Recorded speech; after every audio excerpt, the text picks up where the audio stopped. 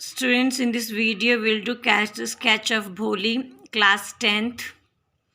Bholi is the most important character in the chapter Bholi, written by K.A. Abbas.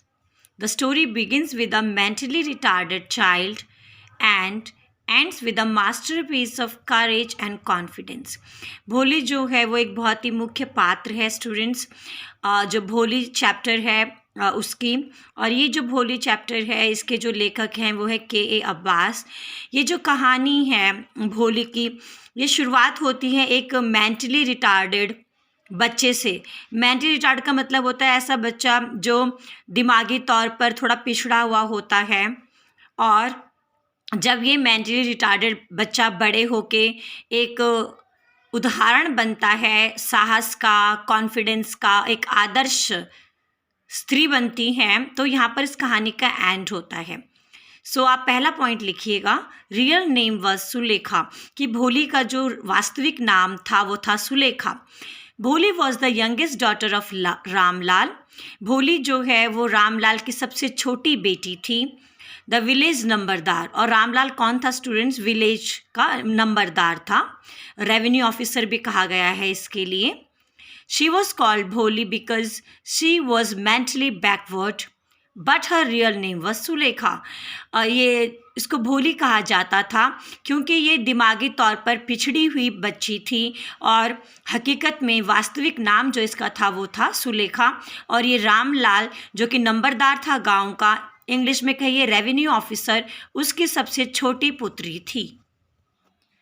Second point you can write pitiful childhood, दयनीय बचपन।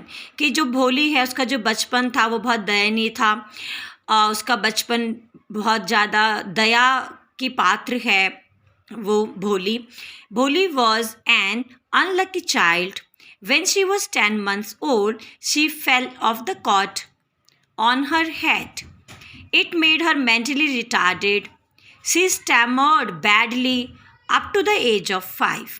अब जो उसका बचपन है वो दयनीय रहा क्योंकि मात्र 10 महीने की जब वो थी तो वो चारपाई से गिर गई। कॉट होता है चारपाई, और जब वो चारपाई से गिरी तो उसके दिमाग के किसी हिस्से में चोट लगी, और उस चोट लगने की वजह से 5 साल तक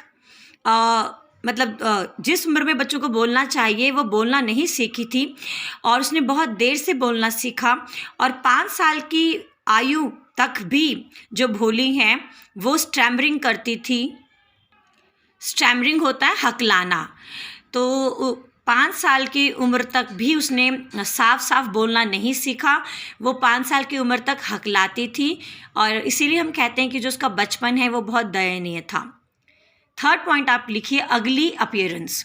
अनलकीली, दुर्भाग्यवश, Bholi had an attack of smallpox at the age of 2 and her whole body was disfigured by black pock marks. She looked very ugly. दुर्भाग्यवश जब भोली 2 साल की थी तो उसको स्मॉल पॉक्स का अटैक हुआ, और उसके बदन पे, उसके फेस पे छोटे छोटे निशान हो गए चेचक के, जिसकी वजह से उसकी सुंदरता खराब हो गई और वो बहुत बदसूरत हो गई। नेक्स्ट पॉइंट आप लिखिएगा, लिव्ड ए नेग्लेक्टेड चाइल्डहुड। सो भोली जो है उसका जो बचपन था वो दयनीय तो था ही था, साथ साथ उसके माता पिता ने भी उसको हमेशा नज़रअंदाज किया, उसकी देखभाल नहीं की। Bholi was ill treated by her parents. Old dresses of her sisters were given to her. No one cared to wash her clothes and oil her hair. She never got care and love from her parents. तो यहाँ पे हम बताना चाह रहे हैं कि जब भोली हैं, बेचारे का बचपन तो दयनीय था, उसके माता पिता ने भी उसको प्यार से पाला पोसा नहीं। बड़ी बहनों के जो कपड़े छोटे हो जाते थे वो हमेशा भोली को मिले। कोई भी उसकी केयर नहीं करता था, उसको नहलाया धुलाया नहीं जाता था, उसके बालों में कंघी नहीं होती थी, और कभी भी उसको अपने माता पिता से, अपने भाई बहनों से प्यार और दुलार नहीं मिला। एक हमने यहाँ पे पॉइंट लिखा है, blessing in disguise. Blessing in disguise का मतलब होता है कि माता पिता ने तो चाहा कि भोली बहुत बदसूरत है, कोई उससे शादी नहीं करेगा, तो चलो हम इसको स्कूल भेज देते हैं। क्योंकि जो रामलाल है वो नंबरदार था, तो उसके गांव में स्कूल खोला गया और एजुकेशन ऑफिसर ने रामलाल को कहा कि तुम ही अपनी बेटी को स्कूल भेजो और गांव के सामने आदर्श बनो। तो माता पिता ने सोचा भोली की तो शादी होगी नहीं, ये तो बदसूरत है, तो चलो भोली से पीछा छुड़ाते हैं और भोली को ही स्कूल भेज देते हैं। तो ये जो उन्होंने पीछा छुड़ाना चाहा भोली से, हकीकत में ये भोली की ज़िंदगी में एक वरदान सिद्ध हुआ। इसीलिए हम इसे कह रहे हैं blessing in disguise. Ramlal decided to send Bholi to school only to set an example to the villagers. ग्रामीण लोगों के सामने एक आदर्श व्यक्त करने के लिए रामलाल ने अपनी सबसे छोटी बेटी भोली को स्कूल भेजना शुरू किया। They knew nobody would marry her due to ugly face and lack of sense.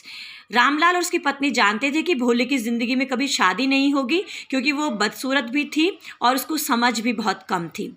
They wanted teachers to carry up worry about her, वो चाहते थे भाई स्कूल वाले ही उसका ध्यान दे। Fortunately this decision brought a positive change in Bholi's life. लेकिन किस्मत ने भोली का साथ दिया और माता पिता ने जो चाहा कि चलो भोली से हम छुटकारा पा लेते हैं, ये जो बात थी और स्कूल भेजने का जो निर्णय था, उससे भोली के जीवन में एक बहुत ही सुंदर बदलाव आया।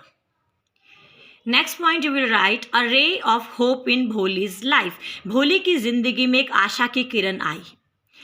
भोली felt she was going to a better place than her home as she was given clean dress to wear. She was bath, her hair were oiled.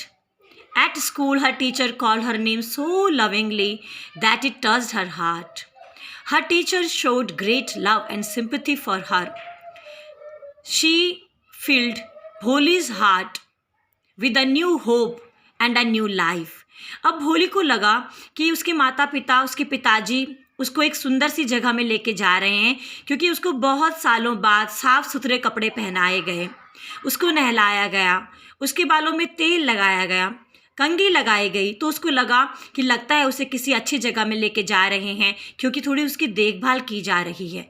जब वो स्कूल में पहुंची तो उसकी अध्यापिका, उसकी टीचर ने इतने प्यार से उसका नाम पुकारा कि वो भोली के दिल को छू गया। उसके टीचर ने बहुत प्यार जताया, बहुत सिंपैथी दिखाई, बहुत सद्भावना दिखाया, और ये सब देखने के बाद जो भोली है उसके हृदय में आशा की नई किरण जागी। अब उसकी ज़िंदगी में एक नया सवेरा होगा। 7th point you can write, Sulekha became masterpiece of her teacher. जो सुलेखा है, देखो बच्चों मैंने यहाँ पे सुलेखा वर्ड यूज़ किया है क्योंकि यहाँ पे अब मैं भोली वर्ड नहीं यूज़ करूँगी। अब जो भोली हैं उसने शिक्षा प्राप्त कर ली है, अब वो अपने पैरों पे खड़ी हैं, और जो सुलेखा है अब वो ग्राम वासियों के सामने एक प्रेरणा का स्रोत हैं। Bholi's teacher made her the most learned girl in the village. She filled her with great courage and confidence. She was her teacher's masterpiece. अब हम कह रहे हैं जो सुलेखा है वो अपनी अध्यापिका की एक ऐसी आकृति बनी है, एक ऐसी मास्टरपीस बनी है जो पूरे गांव के सामने एक प्रेरणा का स्रोत बनी। अब सुलेखा के हृदय में बहुत ज़्यादा आत्मविश्वास है, बहुत ज़्यादा साहसी बन चुकी हैं, और वो अब अपनी टीचर की मास्टरपीस बन चुकी हैं। 8th point you can write, Sulekha turned to be obedient, courageous and independent. अब हम बता रहे हैं कि सुलेखा जो है वो ओबीडियंट, आज्ञाकारी बेटी थी माता पिता की, वो साहसी भी थी और वो अपने पैरों में अब खड़ी थी, वो सक्षम थी। Sulekha was burden for her parents. They decided to get her married to Biswambar Nath. He was old and lame but rich. Being an obedient daughter, she agreed to this marriage.